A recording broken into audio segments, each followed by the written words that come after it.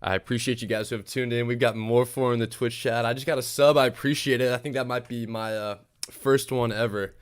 But for the next 2 minutes and 58 seconds, I'm going to have my mic muted so I could throw some food down really quickly. And then we're going to be back at it for another weekly edition of our trade ideas.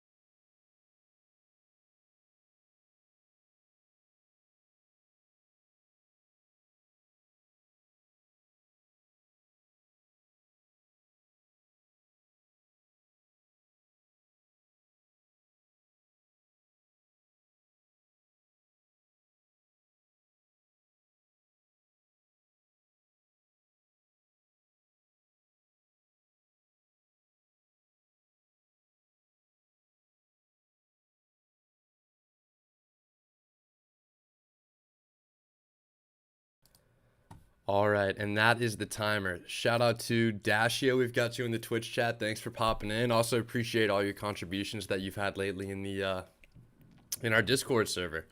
Always happy to have new members who are actively chatting. I feel like it helps all of us pretty equally. But anyone else hanging out in the chat on Twitch or YouTube, feel free to check in the chat. Would love to give everyone a shout out. But we're gonna kick this thing off the way that we normally do each week. A quick recap, and the recap's going to be a lot quicker this week because we have a lot shorter of a list of trades as opposed to what we had going the past few weeks where we've got this, laundry list of different stock puts and calls, and we kept it very simple last week and it worked out very nicely for us.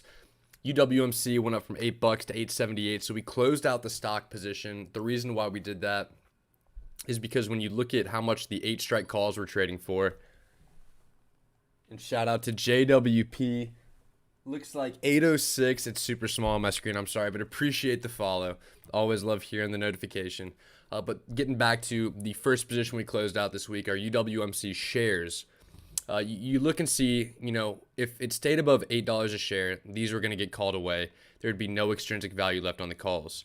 What we notice here is at the point last week when we chose to close these out, they were trading for $8.78 a piece, the shares were, and the 8 strike calls were trading for 90 cents. So we know, what is the intrinsic value of an 8 strike call at expiry?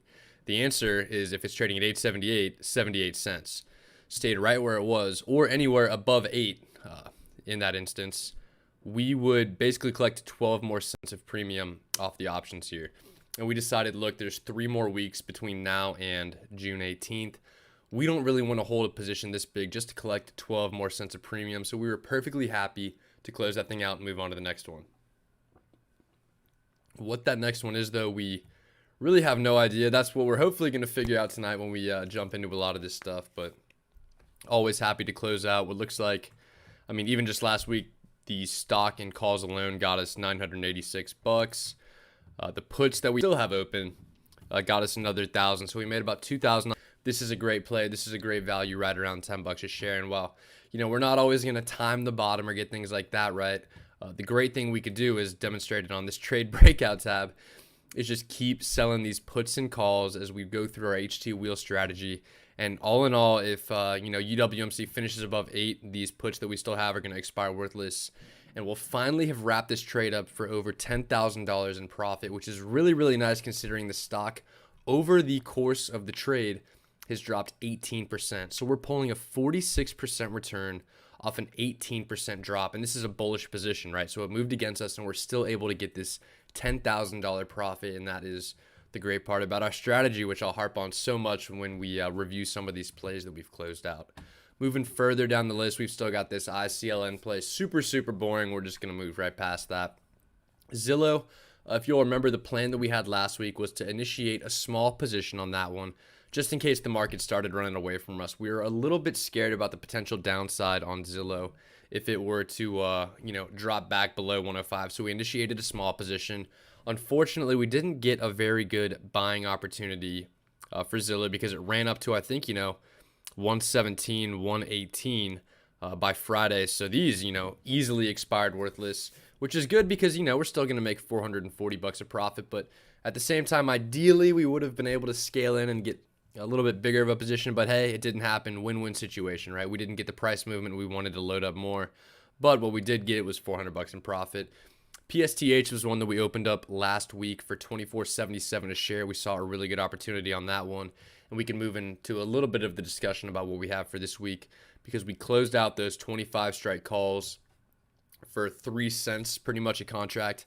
So we pulled $400 of profit off those contracts in addition to $500 off the shares. So it was a $930 profit during that week just from that position.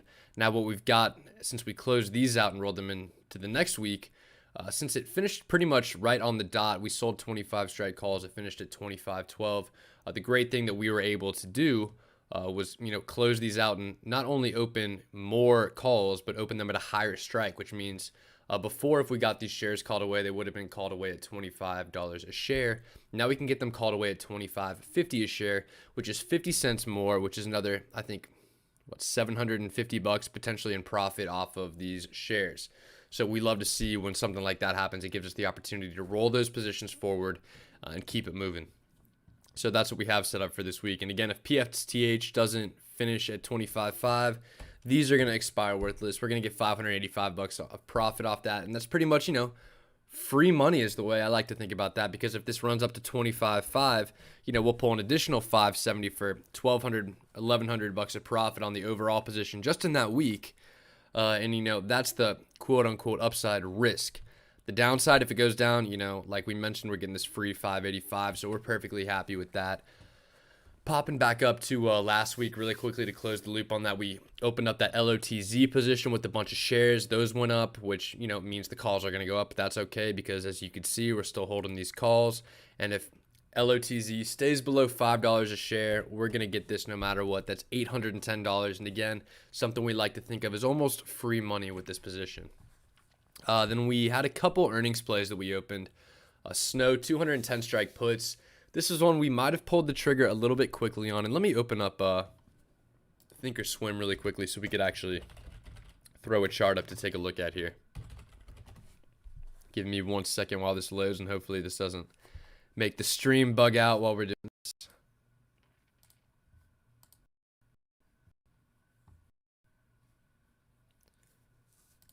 Here we go, here we go, here we go.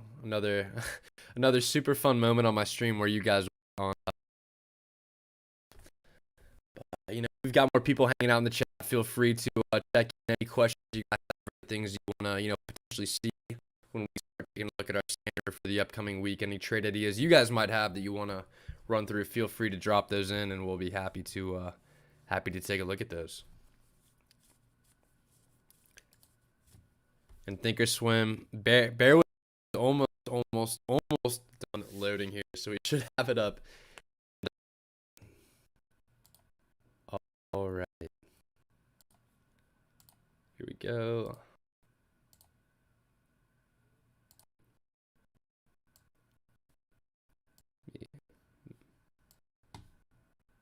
All right, we have got it onto our screen. We are ready to roll. So we've got AMC up here because that was the last thing we're looking at. And we're definitely going to talk about that a little later on in the stream. But going back to what we were talking about with the position that we're showing, SNOW, known as SNOW. They had earnings last week. It was one of those plays we talked about. Let me flip back to the tracker really quickly. We go to the strategy summary tab, and we've been trying to vary our plays a little bit just from, we typically run the HT wheel and some spreads to hedge. We've tried to diversify a little bit because, as we know, we benefit so much from options premium when we run the strategy, and what better time to collect options premium than around earnings. So we've got some earnings related plays, the 10-day play, where'd it go? Come back. The 10-day play, straight earnings plays, the naked strangles and iron condors that we've been using exclusively on stocks that have upcoming earnings. And as you can see, we've had some really nice successes with these. So we've got, looks like 13 wins and 1 loss so far on earnings. And that 1 loss was Etsy, which if we flip over to the trade performance, was a super, $339 loss compared to, this was an earnings play, this was an earnings play, this was an earnings play. We have far outpaced that. So in general, these earnings plays that we've been trying out and kind of dipping our toes in using the concepts of expected moves, things of that nature, standard deviations, those have been working out really well for us. So we're definitely going to keep trying to use some more of those in the future. But point being was we did that with Snow. We sold a 210 strike put. Here's the setup we saw if we pop over to the 5-day chart. Been trading, it had a pretty decently large range. I think maybe the 10-day chart might be a better way to look at what we were looking at here. So this is when they announced earnings. We saw that they had a range between 205, 235 in the 1, 2, 4, 5, 7, 8 days headed up into earnings, which is a decent enough sample size to try to get an idea of where you would want to sell puts. So if we zoom out a little bit here, what we knew is that, this thing used to trade at 429. It has started to level off a little bit here, which is why we're a little bit more confident at getting in at this level. But having a stock that traded this high in just December of last year definitely scared me a little bit on the upside. So we weren't going to enter into an iron condor or a strangle because those are two positions that try to keep a price between here and here, as opposed to when we could just sell a cash secure put and try to keep.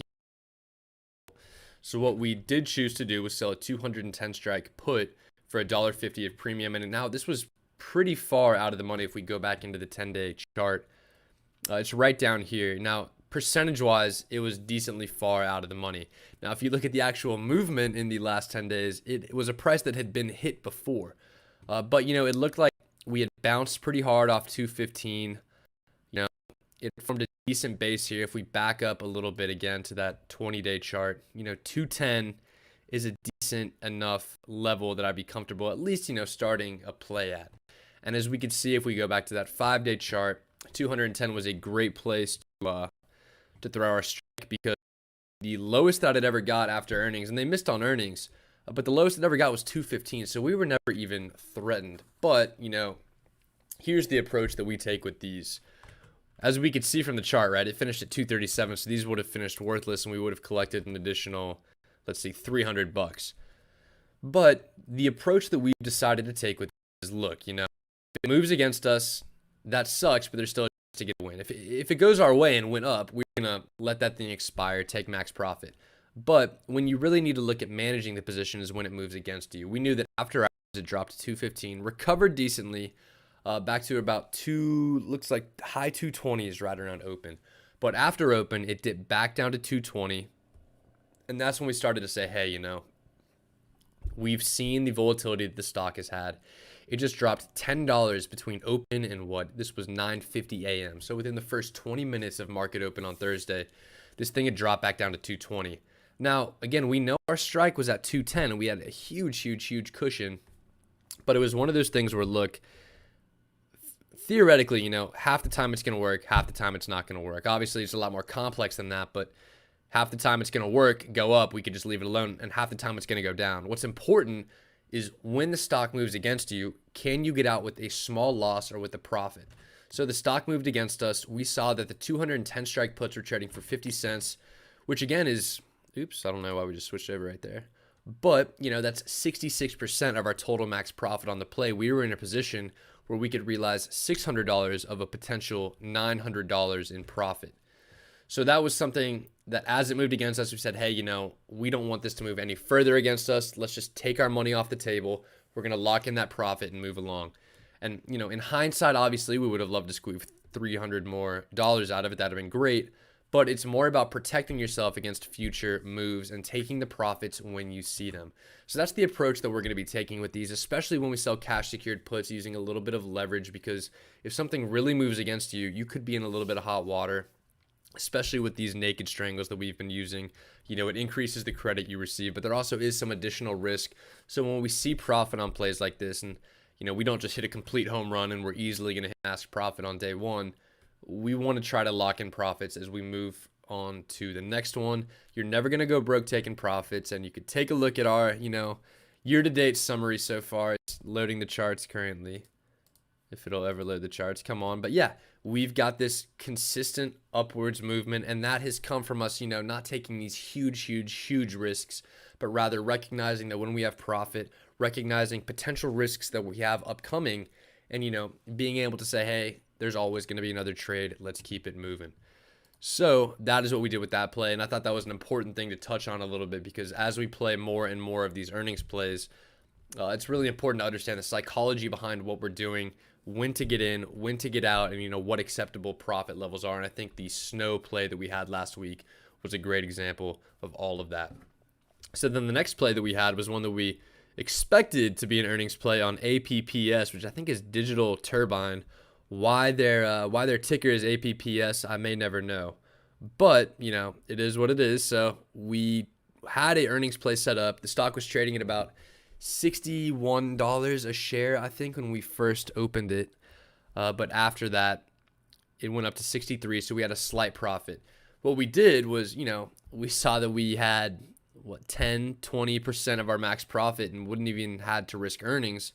So we said, hey, we'll lock in 125. We'll move on to the next one. Well, funny enough, they announced that their earnings were moving from last week to this upcoming week. So pretty much the day after we did that, all that extra premium that was in those far out of the money options evaporated, and we would have made another, $275, which, again, one of those things in hindsight would have been great. Is also one of those things that explains and demonstrates the value of us selling these decently far out of the money options, because you have something like that happen, and guess what? You're good to go. But we are going to continue to keep playing things like this. We are very conservative with that. They have earnings on Tuesday, I think, after market. I could be wrong on that, but that could be another one you guys want to take a look at. All in all, again, we had the SPX hedge that worked out nice, so we got another $1,300. But all in all, after all of the money has been counted up, we made a profit of $57.85 after commissions, which is good for a 4.58% return. S&P 500 had a great week. That's not to be discounted. It went up 1.23%, but again, we outperformed by 3.35%.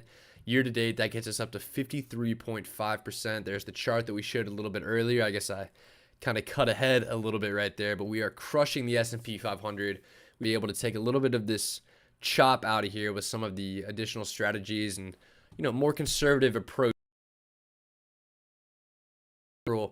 Last week, we were pretty dang conservative, and yet we still pulled a really big return. And, obviously it's not going to be like what we had last week, where pretty much everything that we were in was a home run and we pulled $16,000. That's just not going to happen every week. But for us to have done what we done, where we kept where we kept a really good amount of buying power on the table, we had that in our back pocket just in case the market dropped backwards, and we never really even had to use any of it, and we still were able to pull a 4.58% return. I think that's really good and speaks volumes to, even moving forward and trying to be a little more conservative, we could still get decent returns as we patiently wait for the market to pull back. But, talking about patiently waiting for the market to pull back, that's a nice little lead in to what we've got coming up next year as we talk about our upcoming week. Pretty much everything that we've got right now is stuff that we've rolled forward. UWMC, we're just holding on tight to these because we can still collect a good $460 off those as long as it stays above 8. I think that's a pretty high probability play right there. PSTH, we talked about how we rolled it up to 25.5. And LOTZ, we talked about, anything $5 and above is max profit for us. And then what we've got every single week, for those of you that have been following us, is that SPX hedge that we've got with call spreads. So as long as SPX finishes below 42.40 by Wednesday, again, because we have these expire Wednesdays, because I might be right, I might be wrong for that, but I tend to think that you have the least amount of volatility on Wednesdays, so I think it's safest just to set your weekly expiry SPX hedges on a Wednesday. So that is what I've been doing going forward.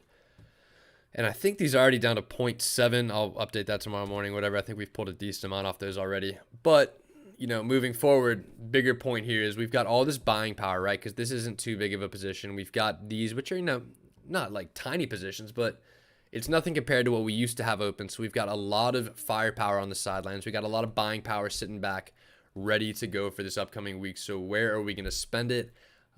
First thing I want to take a peek at is our scan. So we're going to run this right. We're going to scan for all stocks first. I think this is set up properly. Let's give it a run.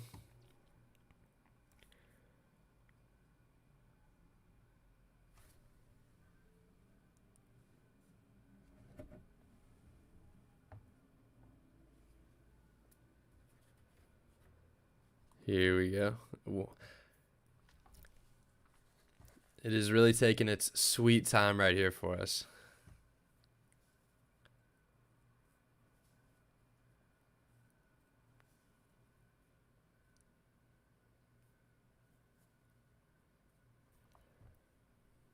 All right. You really hope this would be a little bit quicker. While this is loading, what I'm going to do is pop into our Discord really quickly, pull up the list that we had going of upcoming earnings that we have for this week. And we could have a little discussion about earnings first while we wait for our premium scan to hurry up.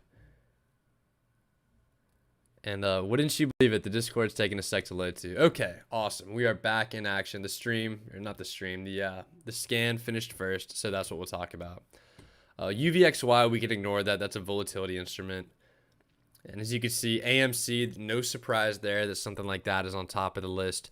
OCGN, BB, MVIS, these are all incredibly, incredibly volatile stocks, and really something that, while it is kind of fun to chase premiums sometimes, I don't think that, it's appropriate to do that for what we currently are working with.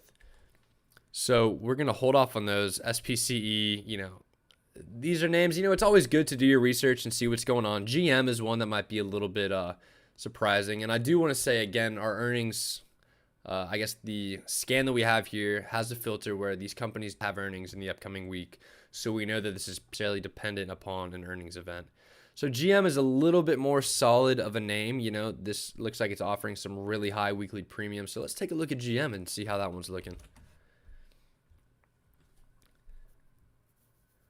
I think it might have been foolish of me to assume that this would have just, loaded when I typed that in and hit enter. But, we're going to have to bear with it for a second again.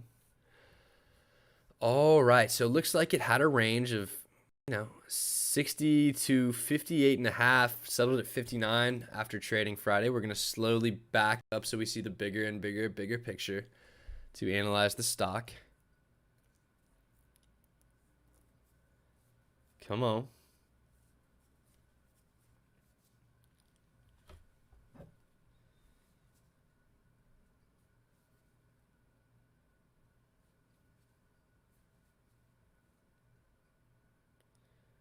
One of these days, Thinkorswim will participate with me a little bit better, hopefully. There we go. It's right when I call it out that it decides to start working. But as you can see off the bat, you know, there's a decent amount of premium. The scan said, let's see, 52.5 strike put. And is that? This seems like one of those things. Shout out to Rook and Pawn for subscribing. Again, always love hearing that notification. And what it looks like here is this is one of the things that is become a victim of a really wide bid and ask spread.